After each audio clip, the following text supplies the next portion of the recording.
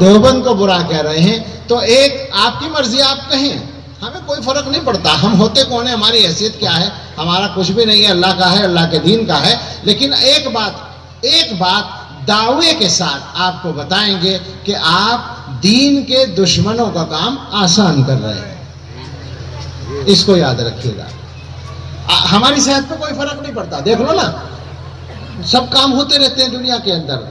بعض بھائیوں نے یہ بات مجھے پتہ نہیں کہنی چاہیے نہیں، مولانا روک دیجئے گا اگر غلط نہ ہو، بعض بھائیوں نے یہ سوچا کہ صاحب دیوبند نے فلاں کے خلاف فتویٰ دے، ان کے مفتیان، وہاں کے مفتیان نے قرآن و حدیث کی روشنی میں ایک فتویٰ دیا ہے، ہو سکتا ہے آپ کی رائے ان کے مقابلے میں زیادہ صحیح ہو، ہم مان لیتے ہیں یہ ممکن ہے، لیکن ایک شرط ہے، ایمانداری سے دیانت کے ساتھ ہی اگر آپ کی یہ رائے ہے تو آپ اس پہ قائم رہیں. میں غلط تو نہیں کہتا. اگر آپ کی رائے دارالعلوم دیوبند کے موافق نہیں ہے اور یہ آپ کی رائے دیانت کے ساتھ دلیل کی بنیاد پر ہے، بار بار کہوں گا علماء اس کو سمجھ لیں گے، جو بات میں پہنچانا چاہتا ہوں وہ پہنچے گی، اور جو میں اس کے بین سطور میں کہہ رہا ہوں وہ بھی پہنچ رہا ہے، بلکہ میں اس کو اردو میں کر دوں. مجھے یہ ڈر ہے کہ بنیاد یہ نہیں ہے اکثر لوگوں کی رائے کی. چونکہ علماء سے جب بھی بات کی جاتی ہے تو ان کی طرف سے ہمیں مطمئن نہیں کیا جاتا.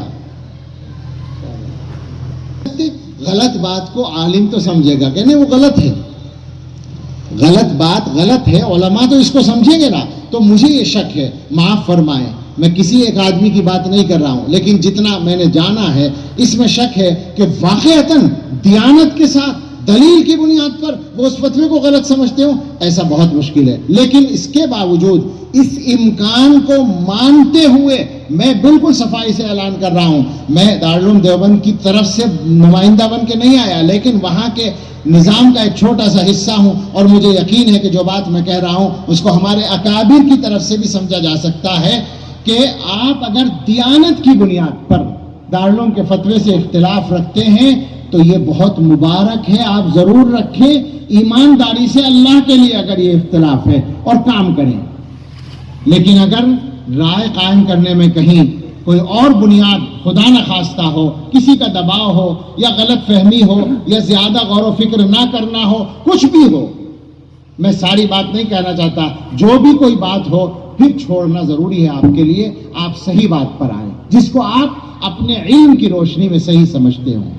اور اس کے بعد یہ عرض ہے کہ جو بھی اختلاف پھر بھی باقی ہو، چاہے وہ تبلیغ جماعت کے لوگوں کا ہو یا علماء کا آپس میں ہو، دو مدرسے والوں کا ہو یا جمعیت علماء کے لوگوں کا ہو یا کسی کا ہو، تو ان سب سے گزارش ہے کہ امت میں اختلاف کی گنجائش ہمیں دی گئی ہے.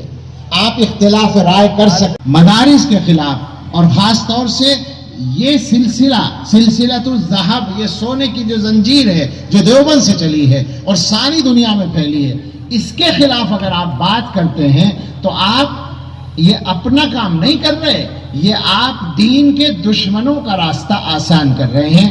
وہ دشمن جو دین کے دشمن ہیں، یعنی وہ دیوبند کے بھی دشمن ہیں، مدرسوں کے بھی دشمن ہیں، تبلیغ کے بھی دشمن ہیں، اور اس کے اور اس کے بھی دشمن ہیں. کہ دین میں قرآن و حدیث اصل ہیں، ان کی تشریحات جو علماء امت سے منقول ہیں وہ اصل ہیں. چھوٹا اور بڑا کوئی بھی آدمی اصل نہیں ہے، کوئی شخصیت اصل نہیں ہے. میں غلطی کروں یا میرے بڑوں سے بھی کوئی غلطی ہو، وہ غلط کہا جائے گا. اس کو جس سے غلطی ہوگی اس کو غلط کہا جائے گا، اس کی غلطی کو غلط کہا جائے گا. تو دارالعلوم دیوبند نے کچھ چیزوں کی نشاندہی کی، وہ ایک نیا مسئلہ پیدا ہوا، ان کو مانا نہیں گیا، مسئلہ باقی رہ گیا. اور دارالعلوم دیوبند کا فتویٰ معلوم ہے آپ کو آج تک باقی ہے. یہ غلط فہمی پھیلانے کی بات مناسب نہیں ہے کہ فتوے کا انکار کر دیا جائے. جو صحیح بات ہے اس کو صحیح کہا جائے گا، جو غلط بات ہے اس کو غلط کہا جائے گا. دارالعلوم دیوبند کے اندر جماعت کے کام پر اس وقت سے پابندی لگائی گئی، نہ ان کا کام نہ ان کا کام. اس کا فتوے سے تعلق نہیں ہے، اس کا جھگڑے سے تعلق ہے، اس کا انتظامی مسئلے سے تعلق ہے کہ جب دونوں گروپ کام کریں گے طلبہ میں تو لڑائی ہونے کا اندیشہ ہوگا. اس انتظامی مصلحت کے تحت اس کو بند کیا گیا. ابھی تک ہے نا اسی طرح سے. اسی طرح سے باقی ہے. اور حضرت محتمیم صاحب نے جب اعلان کیا تھا بند کرنے کا، اسی وقت یہ کہا تھا کہ سوال یہ ہے کہ یہ کب تک بند رہے گا؟ جواب یہ ہے مصالحت ہونے تک بند رہے گا. کل کو مصالحت کر لیں، کل کو ختم ہو جائے گا ہمارا فیصلہ. تو دو باتیں الگ الگ ہیں. کام وہاں پر دونوں فریق کا بند کیا گیا انتظامی مصلحت سے، لیکن جہاں تک فتوے کی بات ہے، واضح بات ہے کہ وہ فتویٰ اپنی جگہ باقی ہے، اور فتویٰ کسی کی ذات کے خلاف نہیں ہے، کسی سے ذاتی لڑائی نہیں ہے. مسئلہ ہے اللہ کے دین کو صحیح شکل میں باقی رکھنے کا، علماء دیوبند کی فکر کو صحیح شکل میں باقی رکھنے کا. ہم اور آپ پابند ہیں اس بات کے کہ اللہ کے دین کی تشریح جو ہم تک پہنچی ہے، صحیح تشریح اس کو باقی رکھیں. اور آپ غور کریں کہ سارے اکابر سے الگ ہو کر، سارے اکابر امت کے طریقے سے الگ ہو کر کوئی آدمی صحیح رہ جائے، یہ ہو نہیں سکتا. آپ اس کو صفائی کے ساتھ سن لیں.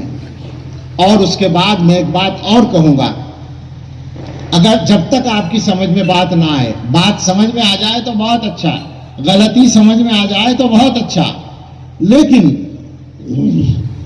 جب تک نہ آئے تو آپ اپنے اپنے طریقے سے کام کر رہے ہیں، کر لیں، کوئی پابندی تو نہیں لگاتا. لیکن آپ یہ چاہیں کہ دنیا میں سارا کام آپ ہی کے طریقے پر ہو، یہ آپ کی غلط بات ہوگی.